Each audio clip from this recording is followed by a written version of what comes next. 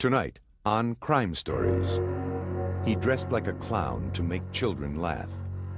But behind the face paint was a man who tortured and murdered. He was John Wayne Gacy. When this whole thing is over, you might be witnessing one of the most horrible crimes, perhaps, in a century. He claimed to be a loving father. See, I don't believe in hitting children. But what he did to his young victims was unspeakable. It was terrible, and the smell of death was everywhere. How he killed those boys for his own pleasures.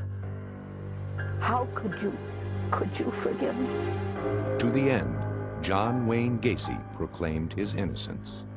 Vengeance is mine, saith the Lord, because you will have executed somebody that didn't commit the crime.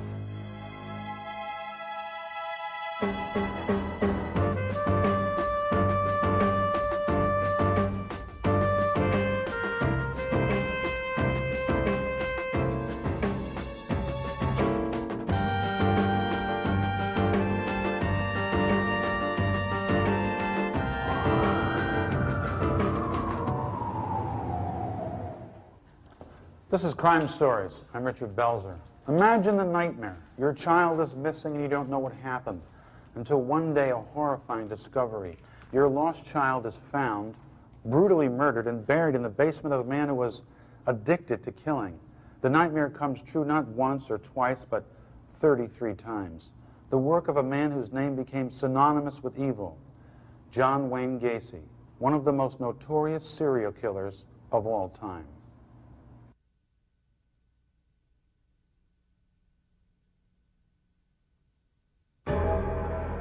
Spring 1992. Killer John Wayne Gacy tries to rewrite history. When they paint the image that I was this monster who picked up like these altar boys along the street and swatted them like flies, I said, this is ludicrous. The prison interview came 13 years after Gacy had been convicted of murdering 33 young men and boys from 1972 until 1978.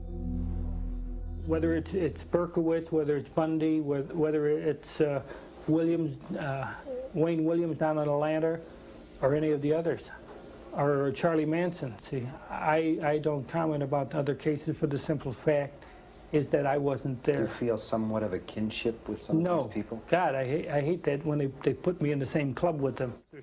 With his execution date just months away, Gacy, then 51, was seeking a new trial. If people don't want to know the truth and the honesty of it, if they want to be convinced or brainwashed into what they believe, then fine, then go ahead and kill me. But vengeance is mine, saith the Lord, because you will have executed somebody that didn't commit the crime. But the evidence against him was overwhelming. Evidence that didn't come together until December 1978, when a 15-year-old boy disappeared. He was one of a number of boys who had disappeared in the Chicago area, but something about him was different. The boy was Rob Peast, a sophomore in high school who worked part-time at the Nissan pharmacy in the northwestern suburbs of Chicago. On December 11th, at quitting time, he told his mother he was going to talk to a man about a construction job, but Rob Peast never made it home. His parents finally ended up at the police department to fill out a missing persons report on their youngest son. At the time, the man in charge of the state's attorney's office was Terry Sullivan. One young police officer happened to come up the one morning, and he said, Terry, there's a couple that was here last night reporting their son missing, and I think there's something strange to it. I don't believe that he's a runaway. Sullivan agreed. Rob Peast was the consummate good kid, devoted to his family, an honors student who wanted to be an astronaut. There was no reason for him to run away. Something was wrong. Immediately, a search was organized. His parents were devastated. Well, I went to pick up Rob at the drugstore where he works at about 10 to 9. And he says it would take a few minutes, that he wanted to talk to this contractor about a job. And then with that, I started browsing around the store, and I'd never seen him since. For police, the most obvious lead was the contractor Rob had gone to meet. His name was John Gacy. As it turned out, Gacy often hired young boys. 2 days after Rob disappeared, Sullivan called Gacy into the police station. And he basically just said he had no idea what we were talking about. He denied even knowing the kid, and in frustration, I had said to him that, well, I understand that you don't want to say anything, but we've got evidence that, in fact, you were seen with him very recently. Soon after that confrontation in mid-December 1978, police began tracking the movements of John Wayne Gacy. Meantime, a simple background check revealed that Gacy had been convicted 10 years earlier in Iowa. The charge was sodomy. The victim, a teenage boy.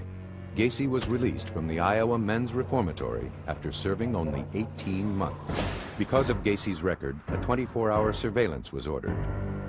David Hackmeister, then a 6-year veteran of the department and a young father of 3, was assigned to the job. I knew that, in fact, they thought that this could be a homicide. They asked me to keep surveillance on the house. It soon became obvious that a concealed surveillance of John Gacy would be impossible. Gacy often drove over 60 through city streets. Over several days, frustration grew as two-man teams followed Gacy on fruitless journeys throughout metropolitan Chicago. His personality could change in a split second. You know, one second we're his best buddy, we're his bodyguards that he's introducing us people to, and the next second we'll go into another bar and we're from the FBI who are harassing him. As the days went on, there was still no sign of Rob Piest. His family posted his picture throughout the neighborhood. Then, a lead. Gacy told the surveillance team that he owned some land up north in Wisconsin. So right away we're thinking that's where the body is. Of course, he's feeding us this information knowing that we're going to follow up on this, just kind of leading us off the track. Work at the state's attorney's office was more productive. The investigators had obtained a search warrant for Gacy's house, based on Gacy's sodomy conviction 10 years earlier in Iowa. My hopes, of course the hopes of the police officers and my fellow state's attorneys, was that we would find Rob alive. When police investigators entered Gacy's home, it was fastidiously neat. They collected an assortment of items: handcuffs, garter belts. One officer picked up a photo receipt from Nissan Pharmacy. But of all the items found, one of the most chilling was a class ring. It was quickly learned that the ring belonged to a recent high school graduate named John Zick, who, like Rob Piest, was missing. It was just the beginning. Through interviews with Gacy's acquaintances, it was discovered that 2 employees of Gacy's were also missing: Gregory Godzik and Johnny Butkovich. Both 17 years old, both had not been heard from for at least 2 years. An unmistakable pattern began to emerge, linking Gacy to missing boys. So it was as if a trickle had started, and now all of a sudden it's turned into a waterfall.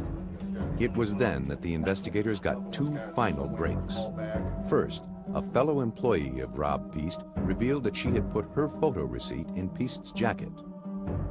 That receipt was the same one found in Gacy's house. It provided a critical link, proving that John Gacy had contact with Rob Piest the night Rob disappeared. And there was more. Interviews with Gacy's employees revealed they had been asked by Gacy to dig trenches for new plumbing in the crawl space beneath the house. The story triggered a memory for a detective who had once used the bathroom in Gacy's house. Mind you, again, it's cold winter, and the furnace came up from bringing the fumes up from downstairs. Now, being an experienced homicide detective and Detective Schultz came back and said that he recognized the odor of bodies decaying. Bodies in the basement. It was an appalling idea that haunted detectives, some of whom had actually spent several hours inside Gacy's home in the rec room, just above the basement. Gacy himself had invited the detectives inside for drinks, perhaps out of arrogance, perhaps in an effort to taunt them. Based on these new clues, detectives pushed for a second search warrant. Then, late in the evening of December 20th, they followed Gacy to his attorney's office. We were absolutely certain that at this point there was a confession, because the attorneys were very, very, very nervous. After spending the night on the couch at his attorney's office, Gacy was on the move. The exhausted detectives had followed him for 8 days. Christmas was just 4 days away. And finally, they believed Gacy was going to crack. This was the beginning of the end for Gacy. He had apparently decided that he was going to commit suicide and was going to go around and say his last goodbyes. One of Gacy's first stops was the Shell gas station, where he was a regular customer. At that point, I go in the gas station. I recovered some drugs that Gacy had given to these people as he was saying his last goodbyes. When I got that information, I told them to take him down, to arrest him. That was probably the closing of the news. We rushed the car at a stoplight, pulled Gacy out of the car, threw him up against the trunk of the car, and told him that he was under arrest for a drug violation. By December 21st, just 10 days after Rob Peace disappeared, John Wayne Gacy was headed for jail on a drug charge. He was connected to several missing boys, but not a single body had been found.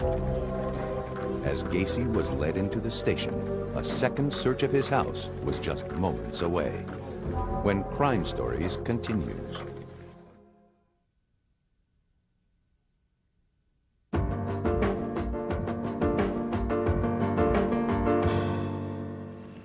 By the spring of 1992, the Menard State Penitentiary in downstate Illinois had been John Wayne Gacy's home for 13 years.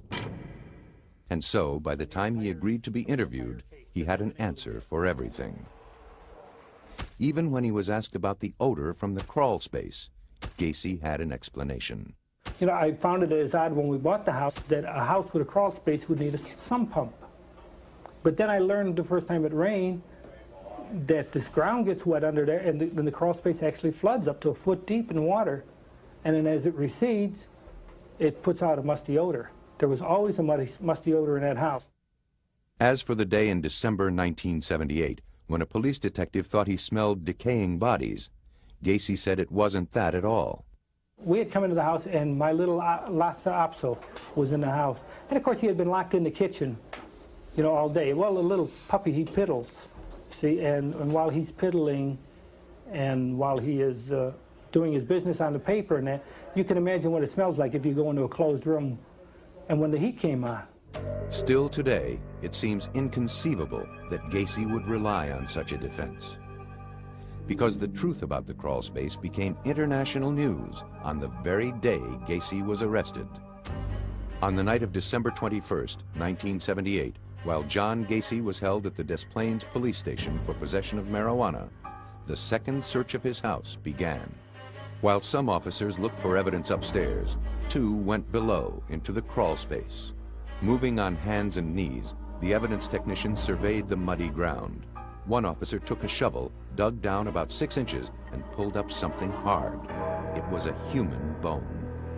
While held at a local police station, Gacy complained of chest pains and was rushed to a nearby hospital. Detective David Hackmeister met him there. I hadn't been there maybe 20 minutes or a half an hour when I got a phone call from my supervisor advising that they had found bones in the crawl space. At that time, Gacy was just being released from Holy Family Hospital, and I advised him at that point that he was under arrest for murder. Defeated, Gacy looked straight at Hackmeister and said, "Dave, I'm ready to clear the air." He then confessed to the murder of more than 30 young men and boys. He certainly held nothing back. He talked about the very first person that he killed, and that he had stabbed him to death, and that caused such a mess that he had to come up with another plan after that. Every person that he killed thereafter, he came up with a plan to strangle. The specifics Gacy provided of torture in his house were staggering. He talked in detail about sexually abusing the boys and strangling them. As Gacy talked, the officers looked for some feeling in him, some emotion about what he had done. There was none. In the confession room, I most clearly remember that there was no remorse. Very, very cold about it. By the next day, word that bodies had been found at John Gacy's house had spread through the media. The Cook County medical examiner, Dr. Robert Stein, arrived and joined the crew to direct the exhuming of the bodies. First, they ripped out the floorboards of the house, exposing the crawl space completely. Some workers dug through the mud beneath the house. Others began to dismantle the garage. By midday, the first body bag emerged. The crew pressed on. A second body was carried out shortly after. On that first day, a ritual was established that would last as long as the digging continued. Each afternoon, Dr. Stein would report the discoveries of the day. In the garage, there was just that one skeletalized remain, and in the house itself also a skeletalized remain. No one knew how many bodies would eventually be found, but based on Gacy's confession, officials speculated that the number would be considerable. When this whole thing is over, you might be witnessing one of the most horrible crimes, perhaps, in a century. Early on, investigators brought in the one person who could provide the most help, John Gacy. He showed them one spot to check and then was quickly whisked away. Gacy's information about the graveyard beneath his house was remarkably precise. At one point, he even drew a sketch of the crawl space. To this day, it's a bone-chilling little handwritten sketch because this guy knew where almost every body was. He didn't remember the names of them, or he wouldn't tell us the names, but he knew where they were in the basement. All 6 bodies were essentially skeletalized. For those working in the crawl space, the job was horrendous. Each time they dug a hole, it would immediately fill with water. They would sort through the mud by hand, picking up small bones. Whenever they found a skull, they placed a stake into the ground with an identifying number. Outside in the freezing cold, among the spectators was veteran crime reporter John Drummond. It attracted the curious, despite the cold weather. People would come out there to see the scene because what had this scene ever happened before? No. The odor was terrible. All the investigators that we talked to afterwards admitted that the stench, despite the fact it was very cold weather, was overwhelming. It was terrible into this. The smell of death was everywhere as they went in there. Some people came not just out of curiosity. They were relatives of young men who were missing. I just have a grandson missing, and it's just a stab in the dark. The number of bodies found today are 6. Bringing the total to? 21. In the final stages of the search, the Gacy house was completely dismantled. 29 bodies had been unearthed. But nowhere had they found Rob Peast, the young boy whose disappearance had initiated the investigation of John Wayne Gacy. The search for him would continue. At this point in time, it would appear that we have removed those bodies from the crawl space. As the search for bodies ended, there was one question the stunned public wanted answered. How had John Gacy gotten away with killing so many young men and boys for so many years? Behind the mask of the killer clown, when Crime Stories returns.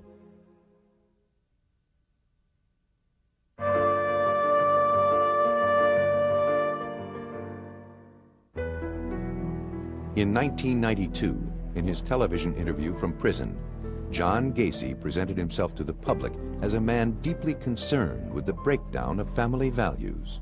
Do you realize by 1993 that 50% of the American families will be single-parented? And that shows a breakdown in the church and not being able to hold families together. And for this reason, children run away from home and seek love in other places. Twice divorced himself, he still claimed to live his own life according to very strict standards. I've always looked after my children, even now. A lot of things that my dad did, I refuse to do, because I don't believe in hitting children. A good father, a concerned citizen. He said he was also a dedicated community servant. I always felt that service, community, and community service to others, you know, in my religious background, I felt if you serve other people, it'll come back to serve you. Ironically, for people who knew Gacy before his arrest, his statements were actually believable, because the public life of John Gacy was that of a model citizen and loving father. 2 years ago, I was in the hospital. I was in a hospital. As the bodies, one after another, were pulled from Gacy's house in December 1978, there was no group more stunned than the group of people who consider themselves Gacy's friends. I still find it hard to believe him.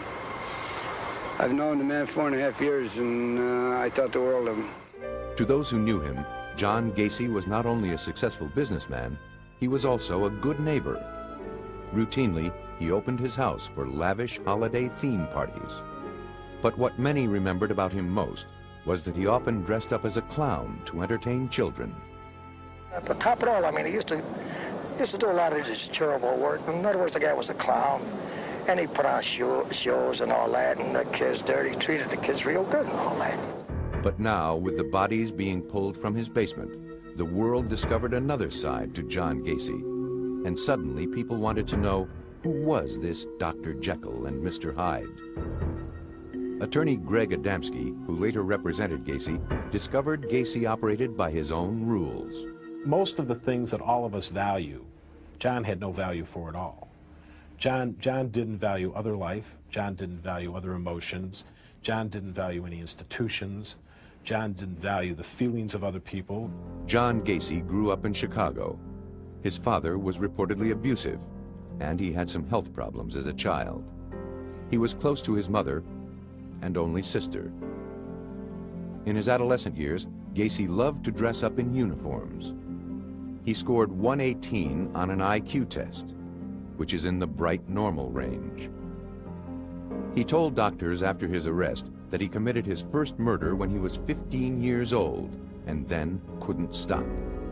He made the statement in 1979 to the psychiatrist hired to help in his defense, Helen Morrison. He started the pattern of what later is described as almost an addiction to homicide. And that's so similar to someone who's an addict that they'll be doing all right, and then there's a certain point where they almost have a craving. And it's not that they're after a human being, it's not that they've had a fight with anyone, it's not that they've remembered some traumatic episode from their childhood. It's just that simple and that terrifying. Gacy was never charged with the murder he claimed to commit as a teen. And then in the 60s, he got married to a co-worker and went to work as a manager for a Kentucky Fried Chicken restaurant in Waterloo, Iowa. He became active in a local civic organization, the Jaycees, even named Man of the Year. Gacy had a young wife and children, but was developing a penchant for sex with young boys. In 1968, at age 26, he was convicted of sexually assaulting a teenage boy. He was sentenced to 10 years, but because he was such a model prisoner, he served only 18 months. Returning to Chicago, now divorced, he made a clean start, rejected his family, and became involved in Democratic Party politics, and was even photographed with then First Lady Rosalynn Carter. He also married a childhood friend who had 2 young daughters of her own. In the early 70s, he began a small contracting business called PDM, Painting, Decorating, and Maintenance. Outwardly, Gacy maintained a life that appeared meticulously in order. But unusual stories about him occasionally surfaced, like this one from a young man Gacy picked up for a night of cruising in March 1978. I got in the car with him, and shortly after I got in the car with him, he placed a rag over my face, of which turned out to be chloroform, and proceeded to have a lengthy drive, and every time I would come to, the rag would go back over my face, and I remember him carrying me into his house, and then he put the rag over me, and that's the last thing I remembered until I found myself about 5:30 in the morning on the steps right by Lincoln Park, half dressed, my face completely burned. Another young man described a night of torture to then State's Attorney Terry Sullivan. He made him take his clothes off and tortured him with candles in one room, then filled the bathtub and would take him from the floor of the one room into the bathroom and shove his head underwater for excruciating long periods of time, to the point where this kid passed out a couple of times. It's amazing he didn't die at that particular time. Neither story was believed, dismissed by police as lovers' quarrels. John Gacy's public persona never changed until the day the bodies were found and Gacy's real story became a national news story, shocking even veteran crime reporters. I could not understand how a man living in the city of Chicago, who was respected apparently by neighbors, active politically, could be responsible for doing something like this. To this day, it defies logic how he was able to kill 33 people and bury most of them on his property and get away with it for a number of years. Later, it was learned that Gacy began burying the bodies under his house in 1972. By 1978, he believed the crawl space was full and found another way to dispose of his victims. After his arrest, he took police to a bridge over the Des Plaines River. Eventually, 4 more bodies were recovered. The last one, found in the spring, was Rob Peast, the boy whose disappearance had led police to Gacy.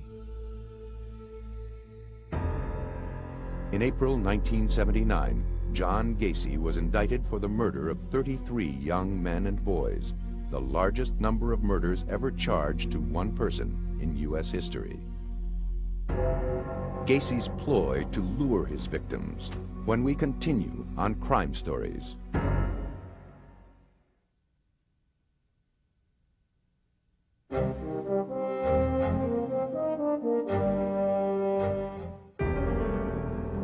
Of all the statements John Gacy made during his 1992 interview from prison, the most chilling were those he made about his victims and their families.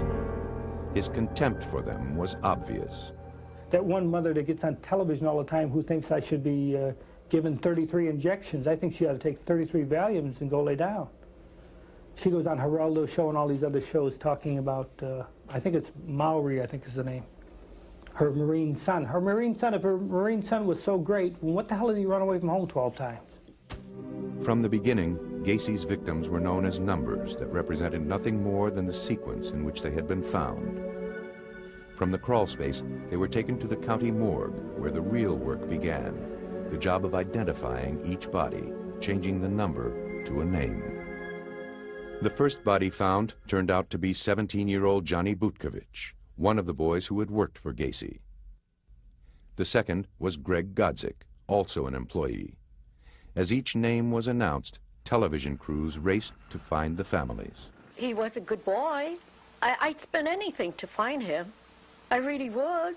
And I think every mother would. It's just not me. I'm sorry for everybody else. Darrell Sampson, John Zick, Randall Reffett. The faces filled the newspapers. Body number 13 was Johnny Maori, 19 years old, a former Marine. His mother, Dolores Nieder, last saw Johnny on September 15, 1977. We would go out searching for him. We were playing detectives. We were searching for Johnny, looking for him. And already, Johnny was dead. Dolores Nieder went to the police and reported her son missing. They were not helpful. He said, no, he said, Johnny's a runaway. Oh, I was shocked when I heard that. I said, what has Johnny got to run away from? It was the same with all the others. Not a single parent was believed. And for years, some police officers unwittingly played right into Gacy's hands. And what he said to us, nothing wrong with Johnny, Johnny is not dead. What made He's you... missing. That's all what he say. He's run away. And I know right away it's not true. Because Johnny no got no reason to run away. If they listen to us, they save so many lives. While the police claimed they were runaways, Gacy said they were all homosexual predators. The biggest excuse that he came up with is that all of the victims made him do what he did. It was the victim's fault. If they hadn't pursued him, he wouldn't have had to do to them what he did. But as investigators discovered the identities of the boys, it was clear that the majority were neither runaways nor male prostitutes. Gacy had said they were gay. Johnny, I know, was not gay. But even if he was, no one has a right to take anyone's lives. As more bodies were identified, the names kept coming. William Carroll, Robert Gilroy, Russell, Nelson. They were all young, healthy, strong. How had Gacy managed to overpower the boys? The answer, Gacy was cunning, and he had a perfect ploy. In his black car, equipped with 2 spotlights, Gacy pretended to be a policeman. He would stop a boy walking down the street, flash a badge, and tell him to get in. Once inside the car, the boys were driven to Gacy's home. All he needed then was a good trick. He told officers how it worked with his last victim, Rob Peast. He says, "No, it's a very simple trick." He says, "I'll show you how to do it. Put the handcuffs on." So he had Rob Peast actually put the handcuffs on himself and cuff himself behind his back. And Rob struggled with the handcuffs for several minutes and said, "Well, what's the trick here?" And John reached into his breast pocket and pulled out the key to the handcuffs and said, "The trick is you have to have the key." With the boys restrained in the handcuffs, Gacy then moved on to his rope trick. Slipping a rope over the victim's neck and twisting a rod through it over and over until the young man collapsed. For the parents who heard the stories of their children's last moments, the image was horrifying. I could never forgive Gacy for the rest of my life. How on earth can you forgive someone who takes a loving child from you and who does it in such, a tragic way? Over a period of 6 years, John Gacy murdered at least 33 boys and was never discovered until finally the police listened to the parents of one child. Believe me, if Rob Peast had been anyone but Rob Peast, if he had been a person that had run away on several occasions, we probably wouldn't have looked into it as closely as we had. In the spring, 4 months after he disappeared, Rob Peast, the boy who stopped John Gacy, was buried. 9 other boys killed by Gacy were never identified and were buried in separate cemeteries around Chicago. And although the young victims have all now been properly laid to rest, the pain for the families is still very much alive. Losing a child is just the hardest thing in life that you have to go through. Gacy pleads insanity, but will the jury believe it? When we continue on Crime Stories.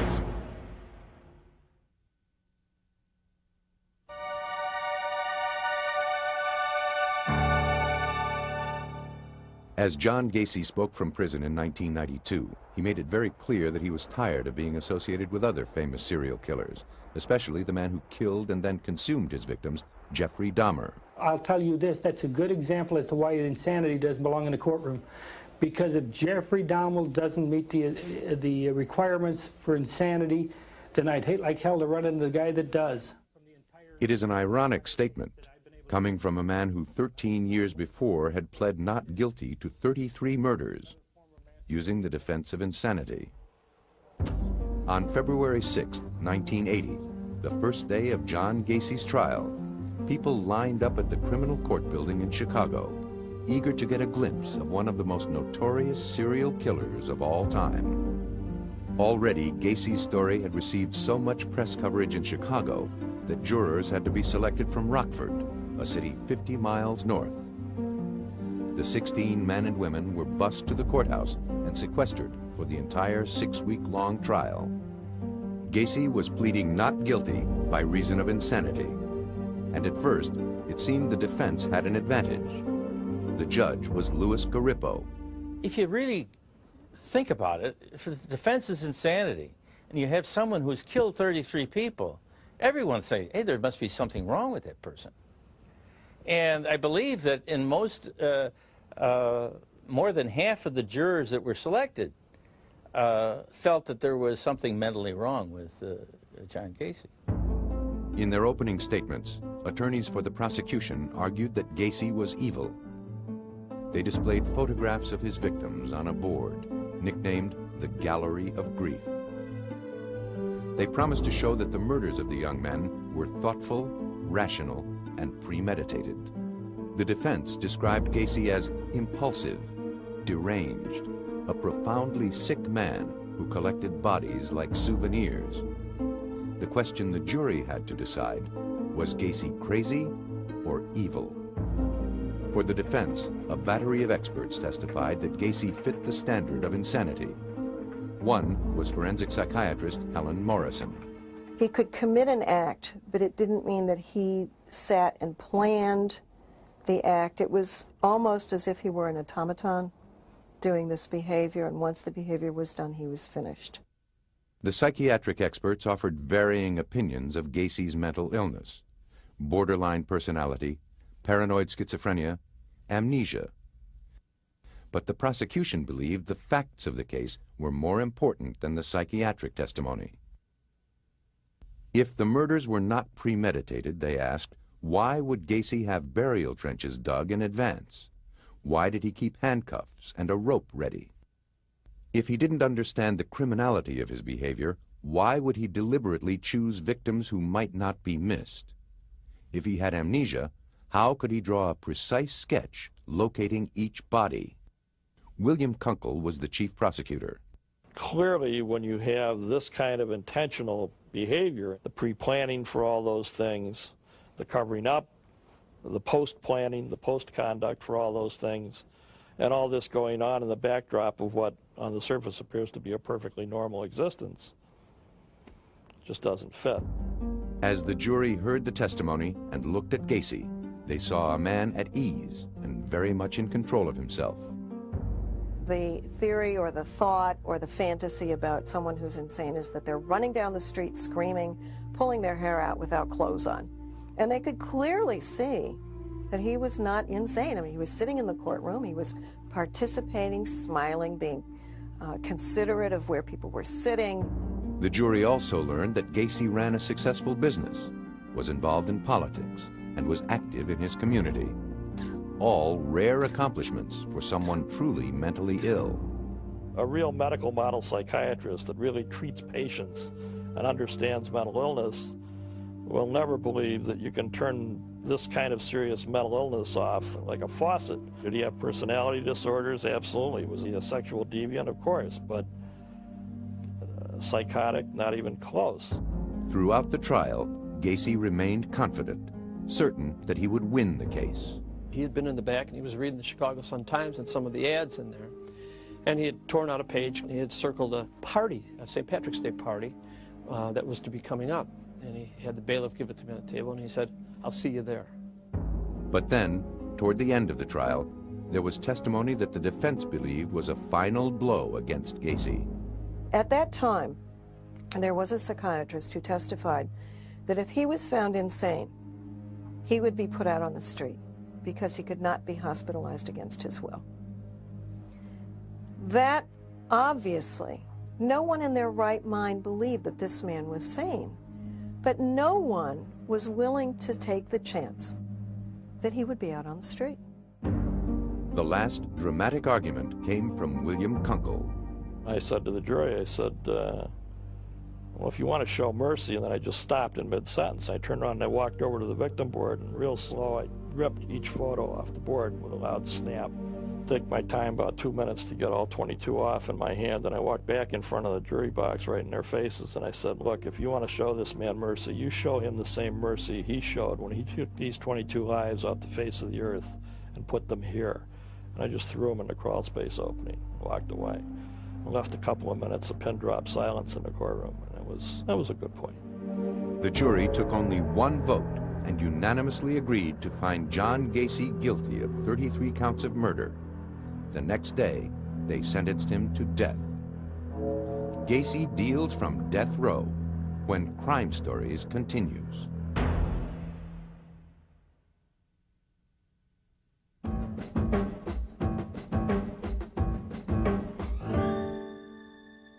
Throughout the many years he spent in prison, convicted serial killer John Gacy had little trouble keeping busy.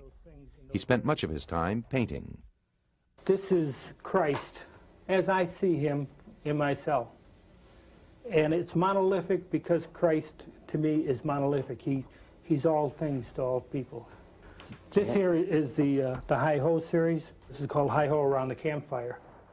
Many who knew him there said Gacy actually enjoyed prison. He thrived on the regularity of life in an institution. Karen Conti was one of his appellate attorneys. His life outside of prison was just completely filled with anxiety for him. He had options. He could kill, he could not kill. There was this good and bad that was a constant dilemma in his life. When he was in prison, all of that was removed. He had his life set up in a very orderly fashion. If you want to know what my life is like, I log it every day. For the last 12 years, all you got to do is ask. I can tell you everything. I can tell you it's the first meal they serve me here because I do it daily. What do you do all day? Every phone call, everything that I do, every time an officer's around me is logged. Every movement that I make is in the book here. Filling the pages of Gacy's log were hundreds of hours spent with attorneys who were representing him in the appellate courts. As ardent opponents of the death penalty, working together, they had taken on one of the most unpopular cases in the country. First of all, we got death threats. We had clients who quit us. We carried a baseball bat from the garage to the house after a while. We had bomb threats. Dozens of legal issues were raised on behalf of Gacy, while he maintained that he was not the one who killed the boys in his basement. At the time of my arrest, there was 4 other suspects, all employees of PDM contractors, all with keys to the house. To the end, Gacy denied his guilt. I wanted him to have this breakthrough. I wanted him to have this all of a sudden, all right, there's no more pretense, there are no more appeals. Now I can tell you I did it, and this is why I did it. I was waiting for it, but it just never came. It was like a book with no ending. As the years went by, each and every appeal was denied. At last, a final execution date was set, May 10th, 1994, 14 years after his conviction. There was nothing was going to delay the killing of John Gacy because the people were bound and determined that John Gacy was going to be killed. Throughout the years on death row, Gacy claimed that he was not worried. He had no reason to fear the day he would die. If you believe you've lived your life the right way, then you do not have nothing to fear, in my case. You're not worried about facing God? No. I'm fairly comfortable with him. I've been at the Catholic services, I'm the server for the priest for the last 10 years. I have no qualms about doing that. I've had confession, I have communion, and I am at peace with myself. On the morning of his execution, Gacy was flown from his downstate prison to the death chamber at Stateville Correctional Center. We have attorneys on standby that will be available to the very end to fight any attempts to stay this execution. By 7 that evening, the U.S. Supreme Court denied a last request for a stay of execution. At the end, Gacy wanted to speak with each of the lawyers separately. He took me aside and he wanted to thank me for trying as hard as I could and for keeping him occupied with jokes and for being kind to him and calling him and keeping him informed. Even while the crowds cheered outside his cell, Gacy did not believe he was going to die. At about 11:15 on the night that Gacy was killed, one of us called up Gacy and said, "How are you doing?" And Gacy said, "You know what? Can this wait? Can I talk to you in a while?" We said, "No, John, I can't wait. I mean, what do you mean a while?"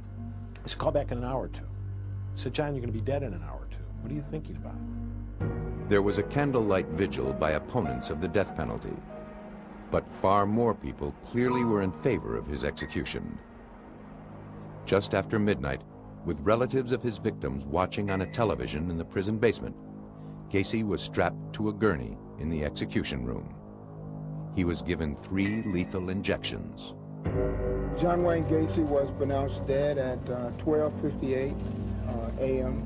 He got a much easier death than any of his victims. In my opinion, he got an easier death than he deserved. But the important thing is that he paid for his crimes with his life. A few months after Gacy's execution, a ceremony was organized. Relatives of the boys who were killed were invited to take a painting by Gacy and burn it. It was nothing more than a symbolic gesture, but for many, it seemed to fulfill a goal: to rid the world once and for all of the grisly horror that John Wayne Gacy had created. For obvious reasons, many people would prefer to forget John Wayne Gacy. But there is value, perhaps, in keeping the name of this brutal killer alive. The story of the outwardly friendly Gacy provides a timeless lesson that evil can take on many disguises.